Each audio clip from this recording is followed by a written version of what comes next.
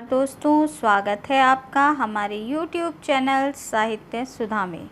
दोस्तों, जैसा कि आप सभी जानते हैं कि हम हिंदी विषय से UGC नेट JRF की परीक्षा की तैयारी कर रहे हैं, जिसमें हम यूनिट 7 को पढ़ रहे हैं।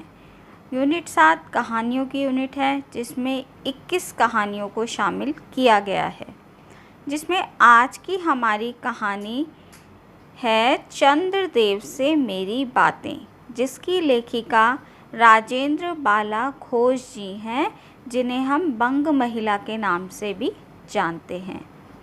ये कहानी प्रेमचंद पूर्व हिंदी कहानियों में शामिल है। तो दोस्तों, आइए देख लेते हैं हम इस कहानी को। पहले हम राजेंद्र बाला घोष जी के बारे में थोड़ा सा जान लेते हैं। पिछली कहानी भी इन्हीं की थी, लेकिन आज मैं इनकी रचनाएं और लेखिका का परिचय लेकर आई हूँ। हिंदी की प्रथम कहानीकार श्रीमती राजेंद्र बाला घोष, छदम नाम जो है इनका वह बंग महिला है। इनका जन्म सन 1882 ईस्वी में बनारस में हुआ था। बंग महिला हिंदी नवजागरण की पहली छापामार लेखिका थी। उनके पिता का नाम राम प्रसन्न घोष और माता का नाम नीदरवासिनी घोष था। उनको बचपन में रानी और चारूबाला के नाम से भी पुकारा जाता था।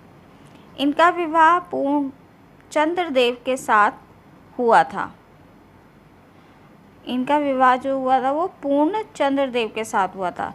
सन 1904 से 1917 तक उनकी रचनाएं विभिन्न प्रतिष्ठित पत्रिकाओं में प्रकाशित होती रहीं। अपने 2 बच्चों की असमय मृत्यु और पति के निधन से वे टूट गईं। इन दोनों सदमों के कारण वे मौन हो गईं और उन्होंने अपनी लेखनी को भी वहीं पर विराम दे दिया, यानी बहुत ज़्यादा लेखन कार्य वह नहीं कर पाईं। कुछ कहानियाँ इनकी हैं जिनको हम जान लेते हैं। चंद्रदेव से मेरी बातें, जो कि आज का हमारा विषय है, ये 1904 में लिखी गई। कुंभ में छोटी बहू, ये 1906 में लिखी गई।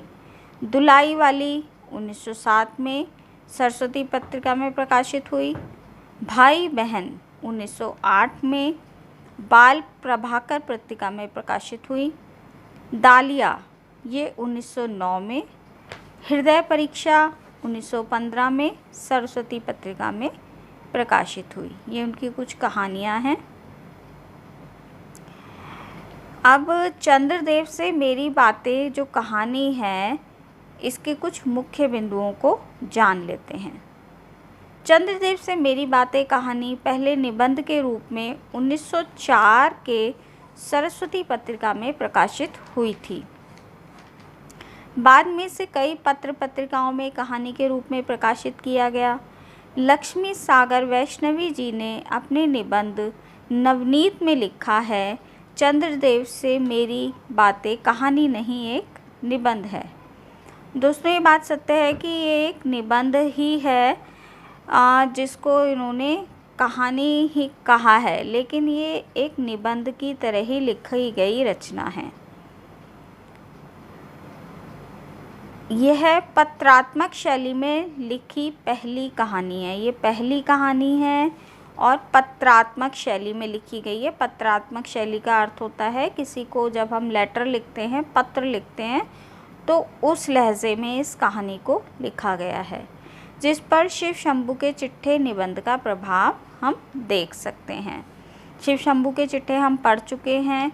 उनको भी शिव शंभू के नाम से लिखा गया था एक निबंध के रूप में। वो भी एक तरह के पत्र थे। ऐसी ही ये भी कहानी लिखी गई है। बंग महिला ने इस कहानी में अर्थनीति और राजनीति को केंद्र में रखकर तत्कालीन वायसरॉय लॉर्ड कर्जन और उसकी व्यवस्था पर व्यंग किया है। इस कहानी के अंतर्गत लॉर्ड कर्जन की व्यवस्था पर व्यंग किया गया है। पदोन्नति के लिए सिफारिश और चाटुकारिता का भी वर्णन किया गया है। इसमें तत्कालीन समय के सामाजिक, राजनीतिक तथा आर्थिक समस्याओं का भी चित्रण है। बंगाल विभाजन सरकार के स्तर पर 1903 में शुरू हो चुका था और 1904 में तत्कालीन अंग्रेजी सरकार के द्वारा यह विचार जनता के सामने प्रकाशित हुआ था। बंग महिला ने बांग्ला साहित्य का हिंदी अनुवाद किया, जो कई पत्र पत्रिकाओं में प्रकाशित हुआ। इस रचना में हिंदी, अंग्रेजी और हिंदी के तत्सम शब्दों की बहुलता है। इस कहानी में देश की बदहाल आर्थिक दशा और देश में फैली बेरोजगारी एवं नारी के साथ अमानवीय व्यवहार का भी जिक्र है। सन 1911 में नागरी प्रचारणी तथा वाराणसी से प्रकाशित उनकी पुस्तक कुसुम संग्रह में संकलित इस संग्रह का संपादन आचार्य रामचंद्र शुक्ल जी ने किया था। ये बात इम्पॉर्टेंट है, आप इसे नोट कर सकते हैं कि उनकी पुस्तक कुसुम संग्रह में ये संकलित है और इस संग्रह का संपादन किसने किया? आचार्य रामचंद्र शुक्ल जी ने किया था। कहानी में मुख्य दो पात्र हैं, भगवान चंद्रदेव एवं स्वयं लेखिका, जिनको हम बंग महिला के नाम से भी जानते हैं। आगे हम कहानी का सारांश देखेंगे, लेकिन दोस्तों कहानी के सारांश को शुरू करने से पहले मेरा आपसे अनुरोध है कि यदि आपको मेरी वीडियो अच्छी लगे तो मेरे चैनल को सब्सक्राइब करना ना भूलें। वीडियो को पूरा देखें, लाइक और शेयर भी कीजिए। साथ ही बेल आइकन को भी दबा दें ताकि मेरी आने वाली सभी वीडियो की नोटिफिकेशन आपको मिल सके। तो देख लेते हैं हम कहानी के सारांश को। भगवान चंद्रदेव, आपके कमलवत कोमल चरणों में इस दासी का अनेक बार प्रणाम। ये बंग महिला चंद्रदेव से कह रही हैं, जो चंद्रमा रोज रात को आसमान में उदय होते हैं, उनसे ये बातें की जा रही हैं। आज मैं आपसे 2-4 बातें करने की इच्छा रखती हूँ। देखो, सुनी अनसुनी सी मत कर जाना, अपने बड़प्पन की ओर ध्यान देना। अच्छा कहती हूँ, सुनो। मैं सुनती हूँ कि आप इस आकाश मंडल में चिरकाल से वास करते हैं। क्या ये बात सत्य है? यदि सत्य है तो मैं अनुमान करती हूँ कि इस सृष्टि के साथ ही साथ अवश्य आपकी भी सृष्टि हुई होगी। तब तो आप ढेर दिन के पुराने बूढ़े कहे जा सकते हैं। यह क्यों? क्या आपके डिपार्टमेंट या महकमे में ट्रांसफ़र या बदली होने का नियम नहीं है? क्या आपकी गवर्नमेंट पेंशन भी नहीं देती? बड़े खेद की बात है। यदि आप हमारी न्यायशील गवर्नमेंट के किसी विभाग में सर्विस करते होते तो अब तक आपकी पदोन्नति हो गई होती और ऐसी पोस्ट पर रहकर भारत की कितने ही सुरम्य नगर, पर्वत, जंगल और झाड़ियों में आप भ्रमण करते। अंत में इस वृद्ध अवस्था में पेंशन प्राप्त कर काशी जैसे पुनीत और शांति धाम में बैठकर हरि नाम का स्मरण करके अपना परलोक बनाते। यह हमारी बड़ी भारी भूल हुई। भगवान चंद्रदेव, क्षमा कीजिए। आप तो अमर हैं, आपको मृत्यु कहाँ? तब परलोक बनाना कैसा? वो हो देवता भी अपने जाति के कैसे पक्षपाती होते हैं। देखो ना, चंद्रदेव को अमृत देकर उन्होंने अमर कर दिया।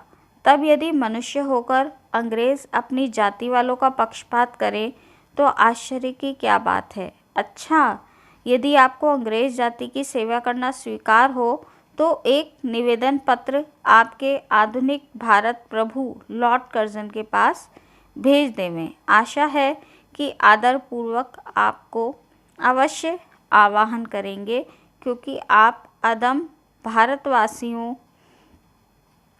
के भांति कृष्णांग तो हैं ही नहीं। आप तो अच्छी नौकरी देने में उनकी गौरांग जाति कुपित हो उठेगी और फिर आप तो एक सुयोग्य, कार्यदक्ष, परिश्रमी, बहुदर्शी, कार्यकुशल और सरल स्वभाव महात्मा हैं। मैं विश्वास करती हूँ कि जब लॉर्ड कर्जन हमारे भारत के स्थायी भाग्य विधाता बनकर आएंगे तब आपको किसी कमीशन का मेंबर तो किसी मिशन में भर्ती करके वे अवश्य ही भेज देंगे, क्योंकि उनको कमीशन और मिशन दोनों ही अत्यंत प्रिय है। दोस्तों इसमें पूरी तरह से उन्होंने व्यंग किया है लॉर्ड कर्जन पर। ये हम सभी जानते हैं कि लॉर्ड कर्जन एक अत्याचारी शासक रहे थे। यहाँ जब वे आए थे भारत पे, उन्होंने बहुत अत्याचार किए और बंगाल का विभाजन भी उन्होंने ही कराया था। तो ये एक तरह का व्यंग कर रही हैं कि यहाँ जैसे विदेशी शासन में तो लॉर्ड कर्जन को ऊंचे ऊंचे पद दे दिए थे, तो चंद्रमा से ये कह रही हैं कि शायद आप यहाँ होते तो आपको भी बहुत ऊंचे ऊंचे पदों पर आसीन कर दिया जाता। आपके चंद्रलोक में जो रीति और नीति सृष्टि के आदिकाल में प्रचलित थे वे ही सब अब भी हैं, पर यहाँ तो इतना परिवर्तन हो गया है कि भूत और वर्तमान में आकाश पाताल का सा अंतर हो गया है। मैं अनुमान करती हूँ कि आपके नेत्रों की ज्योति भी कुछ अवश्य ही मंद पड़ गई होगी, क्योंकि आधुनिक भारत का संतान लड़कपन से ही चश्मा धारण करने लगी है। इस कारण आप हमारे दीनहीन क्षीण प्रभ भारत को उतनी दूर से भली भांति न देख सकते होंगे। अतएव आपसे आदर कहती हूँ, एक बार कृपा कर भारत को तो देख जाइए। यदि इस बात को जानती हूँ कि आपको इतना अवकाश कहाँ, पर 8वें दिन नहीं तो महीने में एक दिन अर्थात अमावस्या को तो आपको हॉलिडे या छूट अवश्य रहती है। यदि आप उस दिन चाहें तो भारत भ्रमण कर सकते हैं। इसमें लेखिका कह रही हैं कि अमावस्या के दिन हम सभी को पता है कि चंद्रमा आकाश में नहीं दिखाई देते हैं, तो वे कह रही हैं कि उस दिन आपकी छुट्टी होती है, तो यहाँ भारत की इस दुर्दशा को ज़रूर उस दिन आकर देखकर जाइए। इस भ्रमण में आपको कितने ही नूतन दृश्य देखने को मिलेंगे, जिसे सहसा देखकर आपकी बुद्धि ज़रूर चकरा जाएगी। यदि आपसे सारे हिंदुस्तान का भ्रमण शीघ्रता के कारण ना हो सके तो केवल राजधानी कलकत्ता को ही देख लेना अवश्य ही उचित है। वहाँ के कल कारखानों को देखकर आपको ये अवश्य ही कहना पड़ेगा कि यहाँ के कारीगर तो विश्वकर्मा के भी लड़क दादा निकले। यही क्यों आपकी प्रिय सहयोगिनी दमियों, जो मेघों पर आरोहण करके आनंद से अटखेलियाँ किया करती हैं, वह बेचारी भी यहाँ मनुष्य के हाथों का खिलौना हो रही हैं। भगवान निशानाथ यहाँ पे किसको कहा गया है? चंद्रमा को, क्योंकि वे रात में निकलते हैं इसलिए निशानाथ कहा है उनको। जिस समय आप अपनी निर्मल चंद्रिका को बटोर मेघमाला अर्थात पर्वतों की ओट से सिंधु की गोद में जा सकते हैं, उस समय यही नीरद वासिनी विश्व मोहिनी सौदामिनी अपनी उज्जवल मूर्ति से आलोक प्रदान कर रात को दिन बना देती हैं। आपके देवलोक में जितने भी देवता हैं उनके वाहन भी उतने हैं, किसी का गज, किसी का हंस, किसी का बैल, किसी का चूहा इत्यादि। पर यहाँ तो सारा बोझ आपकी चपला और अग्निदेव के माथे मड़ गया है। क्या ब्राह्मण, क्या क्षत्रिय, क्या वैश्य, क्या शूद्र, क्या चांडाल, सभी के रथों का वाहन वही हो रही है। हमारे श्वेतांग महाप्रभु गण को जहाँ पर कुछ कठिनाई का सामना करना पड़ा, झट उन्होंने इलेक्ट्रिसिटी को लाकर पटका। बस कठिन से कठिन कार्य सहज में संपादन कर लेते हैं। हमारे यहाँ के उच्च शिक्षा प्राप्त युवक काठ के पुतलों की भांति मुंह ताकते रह जाते हैं। जिस व्योमवासिनी विद्युत देवी को स्पर्श तक करने का किसी व्यक्ति का साहस नहीं हो सकता, वही आज पराए घर में आश्रिता नारियों की भांति ऐसे दबाव में पड़ी है कि चू तक नहीं कर सकती। क्या करे बेचारी। दोस्तों इसमें अंग्रेज़ों ने जो यहाँ पर बिजली की व्यवस्था की, लेकिन हमारे यहाँ के जो शिक्षित युवक थे, हम सभी जानते हैं कि लॉर्ड कर्जन निस्यंदन सिद्धांत को लाए थे, जिसमें कि उन्होंने सभी यहाँ के शिक्षित युवक को बिल्कुल बेकार माना था और उन्हें हटाकर सारे जो पद थे वो अंग्रेज़ों को दे दिए थे। तो इसी बात पर यहाँ व्यंग है कि वे जो भी कर रहे थे अंग्रेज़, वे सब अपने फ़ायदे के लिए कर रहे थे।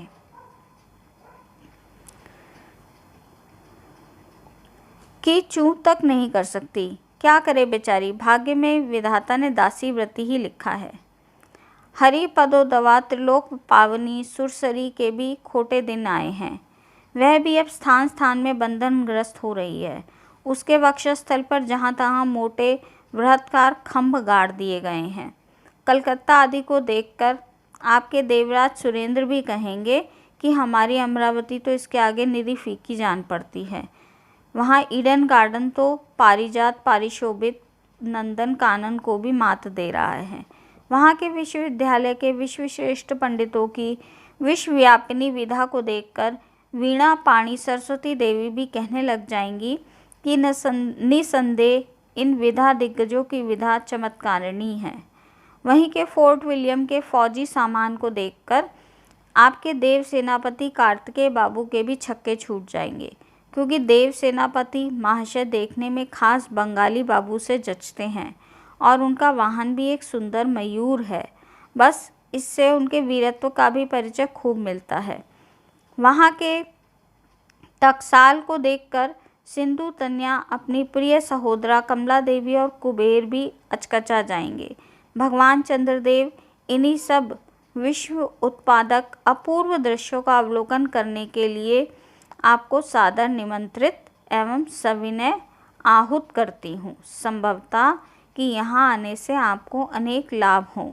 आप जो अनादिकाल से निज उज्ज्वल वपु में कलंक की कालिमा लेपन करके कलंकी शशांक, शशधर, शशालांछान आदि उपाधि मालाओं से भूषित हो रहे हैं, सिंधु तन्या होने पर भी जिस कालिमा को आप आज तक नहीं धो सके हैं, वही आजन्म कलंक शायद आपके विज्ञानविद पंडितों की चेष्टा से छूट जाए। जब बम्बई में स्वर्गीय महारानी विक्टोरिया देवी की प्रतिमूर्ति से काला दाग छुड़ाने में प्रोफेसर गज्जर महाशय फलीभूत हुए थे, फलीभूत ना होंगे। शायद आप पर यह बात भी अभी तक विदित नहीं हुई कि आप और आपके स्वामी सूर्य भगवान पर जब हमारे भूमंडल की छाया पड़ती है तभी आप लोगों पर ग्रहण लगता है। पर आपका तो अब तक वही पुराना विश्वास बना हुआ है कि जब कुटिल ग्रह राहु आपको निगल जाता है तभी ग्रहण होता है। पर ऐसा थोथा विश्वास करना आप लोगों की भारी भूल है। अतः हे देव, मैं विनय करती हूँ कि आप अपने हृदय से इस भ्रम को जड़ से उखाड़कर फेंक दीजिए। अब भारत में आपके और न आपके स्वामी भुवन भास्कर सूर्य महाशय के ही वंशधरों का साम्राज्य है और न अब भारत की वह शस्य श्यामला स्वर्ण प्रसूता मूर्ति ही है। अब तो आप लोगों के अज्ञात एक अन्य दीपवासी परम शक्तिमान गौरांग महाप्रभु इस सुविशाल भारतवर्ष का राज्य वैभव भोग रहे हैं। अब तक मैंने जिन बातों का वर्णन आपसे स्थूल रूप में किया है, वह सब इसी विधा विशारद गौरांग प्रभुओं की कृपा कटाक्ष का ही परिणाम है। यूँ तो यहाँ प्रतिवर्ष पदवी दान के समय कितने ही राज्य विहीन राजाओं की सृष्टि हुआ करती है, पर आपके वंशधरों में जो 2-4 राजा महाराजा नाम मात्र के हैं भी, वे काठ के पुतलों की भांति हैं। जैसे उन्हें उनके रक्षक नचाते हैं वैसे वे नाचते हैं। वे इतनी भी जानकारी नहीं रखते कि उनके राज्य में क्या हो रहा है, उनकी प्रजा दुखी है या सुखी है। दोस्तों, इसमें पूरी तरीके से व्यंग्यात्मक निबंध है जो कि उस समय बंगाल की जो स्थिति थी उसको दर्शा रहा है कि बंगाल का विभाजन हो गया था और रानी विक्टोरिया का राज था। सब लोग बहुत परेशान थे। इसी चीज़ों पर इन्होंने अपने इस कहानीनुमा निबंध में व्यंग किया है, चंद्रदेव से बातें करते हुए। यदि आप कभी भारत भ्रमण करने को आएँ तो अपने फैमिली डॉक्टर धन्वंतरी महाशय को और देवताओं के चीफ जस्टिस चित्रगुप्त जी को भी साथ अवश्य लेते आएँ। आशा है कि धन्वंतरी महाशय यहाँ के डॉक्टरों के सन्निकट चिकित्सा संबंधी बहुत कुछ शिक्षा का लाभ कर सकेंगे। यदि प्लेग महाराज आपके चंद्रलोक या देवलोक में घुस पड़े तो वहाँ से उनको निकालना कुछ सहज बात ना होगी। उस समय बंगाल में प्लेग फैला था जो एक महामारी के रूप में हो गया था और बहुत बुरी दशा उस समय बंगाल की हो गई थी। यही सब चिकित्सा शास्त्र के बड़े बड़े पारदर्शी उन पर विजय नहीं पा सकते। तब वहाँ आपके देवलोक में जड़ी बूटियों के प्रयोग से क्या होगा। यहाँ के इंडियन पीनल कोड की धाराओं को देखकर चित्रगुप्त जी महाराज अपने यहाँ के दंड विधि कानून को बहुत कुछ सुधार सकते हैं। और यदि बोझ ना हो तो यहाँ से 2-4 टाइपराइटर भी खरीद ले जाएं। जब प्लेग महाराज के अपार अनुग्रह से उनके ऑफिस में कार्य की अधिकता हो तब उससे उनकी राइटर्स बिल्डिंग के राइटर्स के काम में बहुत सुविधा और सहायता पहुंचेगी। वे लोग 2 दिन का काम 2 घंटे में कर डालेंगे। अच्छा, अब मैं आपसे विदा लेती हूँ।